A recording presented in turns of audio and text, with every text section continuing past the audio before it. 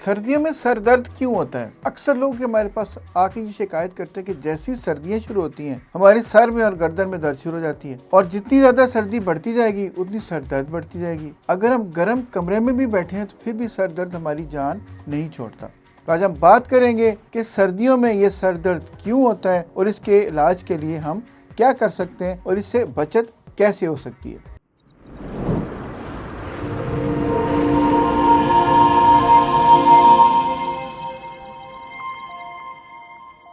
میرا نام ہے ڈاکٹر شہزاد کریم، میں ہوں آپ کا پین مینجمنٹ اسپیشلسٹ۔ میں ozone clinic, Singapore medical centre, علامہ اقبال ٹاؤن لاہور اور IMC hospital phase 5 DHA Lahore میں اپنے فرائض سر انجام دے رہا ہوں۔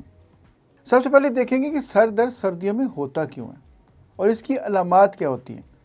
اگر آپ کسی جگہ سردی سے واپس آئے ہیں، آپ ٹھنڈ میں گئے ہیں، موٹر بائک پہ سفر کر رہے ہیں، گھر سے باہر نکلے ہیں، ایون تار پہ کپڑے ڈالنے کے لیے آپ نکلی ہیں، جیسی ٹھنڈ لگی سر میں درد شروع ہو گئی۔ یا سر درد صرف سر تک محدود نہیں رہتی، یہ گردن میں بھی چلی جاتی ہے، کندھوں میں بھی چلی جاتی ہے۔ اب ہم دیکھیں گے کہ یہ درد کی وجوہات کیا ہو سکتی ہیں۔ ایک بات یاد رکھیں کہ اگر ہم گرم کمرے میں بھی بیٹھے ہیں تو گرم کمرے میں ہوا خشک ہونا شروع ہو جاتی ہے، اور گرم کمرہ اگر ہم کسی ہیٹر کی وجہ سے، چاہے وہ گیس کا ہیٹر ہے یا وہ بجلی کا ہیٹر ہے، جیسے ہی وہ چلے گا وہ ہوا کو خشک کر دے گا۔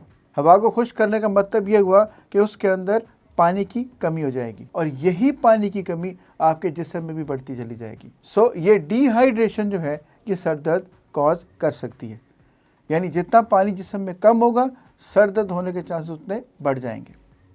پھر وہ لوگ جو موٹر بائک پہ سفر کرتے ہیں، وہ لوگ جو گھر سے باہر نکلتے ہیں، وہ لوگ جو ٹھنڈی ہوا میں نکلتے ہیں، ایک بات یاد رکھیں کہ ہیومن باڈی کا رسپانس یہ ہے کہ جیسی اس کو ٹھنڈ لگے گی اس کے پٹھے سکڑنے شروع ہو جائیں گے، خون کی نالیاں پھیلنی شروع ہو جائیں گی۔ تو جب سر کے اور خاص طور پہ کن پٹی کے پٹھے سکڑتے ہیں، خون کی نالیاں پھیلتی ہیں، تو یہ بھی سر درد شروع کر دیتی ہیں۔ پھر ہم سردیوں میں ایک اور ٹرمینالوجی استعمال کرتے ہیں جس کو SAD یعنی سیڈ کہتے ہیں۔ سیڈ کا مطلب ہوا سیزنل افیکٹو ڈس آرڈر، یعنی سردیوں میں ڈپریشن بڑھ جاتی ہے۔ اسی لیے اس موسم میں ڈپریشن کے لیے سائیکالوجی میں خاص ٹرمینالوجی یوز ہوتی ہے، اس کو ونٹر بلوز کہتے ہیں۔ دن چھوٹے ہوتے ہیں، دھوپ نکلتی نہیں ہے، بعض اوقات بارش ہو جاتی ہے، سورج نظر نہیں آتا، بندہ دھوپ میں نکل نہیں سکتا۔ یہ تمام چیزیں ڈپریشن کاز کرتی ہیں، اور ڈپریشن ہیڈ ایک کاز کرتی ہے۔ یہ بھی ممکن ہے کہ اگر آپ تھوڑے سے ڈپریسڈ ہیں، یہ بھی ممکن ہے کہ آپ نے کافی دنوں سے سورج نہیں دیکھا، یہ بھی ممکن ہے کہ ہیومیڈیٹی زیادہ ہے، یہ بھی ممکن ہے کہ آپ زیادہ چل پھر نہیں سک رہے۔ تو یہ تمام چیزیں ہیڈ ایک کاز کر سکتی ہیں، اور یہ بہت ہی ایک ویلڈ ریزن ہے سر درد ہونے کی سردیوں میں۔ پھر بعض اوقات ہماری خوراک آپ دیکھیں کہ سردیوں کے اندر تمام ہم وہ چیزیں لینی شروع کر دیتے ہیں جن میں گھی بھی زیادہ ہوتا ہے اور جن کے اندر کیلورک ویلیو بھی زیادہ ہوتی ہے، اور ہمیں یہ بھی نہیں پتہ چلتا کہ ہمارا بلڈ پریشر کس وقت بڑھ گیا۔ تو ایک بات یاد رکھیے، وہ لوگ جن کو بلڈ پریشر ہے یا وہ لوگ جن کو بلڈ پریشر نہیں بھی ہے، اپنا بلڈ پریشر ہیڈ ایک کے وقت ضرور چیک کرائیں۔ بینگ اے ڈاکٹر میں آپ سے کہہ رہا ہوں کہ لوگ میرے پاس آتے ہیں، جب ان کو بلڈ پریشر چیک کرتے ہیں وہ ہیڈ ایک کی دوائیاں کھاتے رہتے ہیں، ان کو یہ احساس بھی نہیں ہوتا کہ سر درد کی ایک وجہ بلڈ پریشر کا زیادہ ہونا بھی ہے۔ اور سردیوں میں ہماری مرغن غذائیں، زیادہ مسالے والی چیزیں، زیادہ گھی والی چیزیں بڑھ جاتی ہیں، جس سے بلڈ پریشر زیادہ ہو جاتا ہے۔ اسی طرح بالکل سردیوں میں انہی غذاؤں کی وجہ سے بلڈ شوگر بھی بڑھ جاتی ہے۔ تو بعض اوقات بلڈ شوگر کے بہت زیادہ ہونے سے، بلڈ شوگر کے بہت زیادہ کم ہونے سے بھی سر درد ہو سکتی ہے۔ ضروری نہیں کہ سردیوں میں سر درد صرف سردی کی وجہ سے ہو، سردیوں میں سر درد کی اور بھی بے شمار وجوہات ہو سکتی ہیں۔ یہ چند ایک جو ویری امپورٹنٹ تھی میں نے آپ کے ساتھ ڈسکس کی، آپ یہ خود سوچیں کہ ان میں سے آپ کس وجہ کا شکار ہو سکتے ہیں۔ اگلی چیز آئی تشخیص۔ تشخیص میں سب سے زیادہ ضروری ہسٹری ہے۔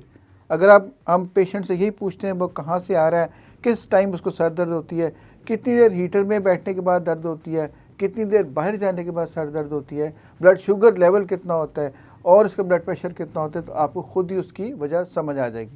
پھر بعض اوقات ہمیں بلڈ شوگر لیول چیک کرنا پڑتا ہے، اور اگر کسی طریقے سے بھی سر درد آرام نہ آ رہا ہو، اور اگر اس کو بخار ہو گیا ہو، اس کو وامٹنگ ہو گئی ہو، یا کوئی فٹ وغیرہ پڑا ہو، تو ہم پہ CT اسکین یا MRI کا آرڈر بھی کر سکتے ہیں۔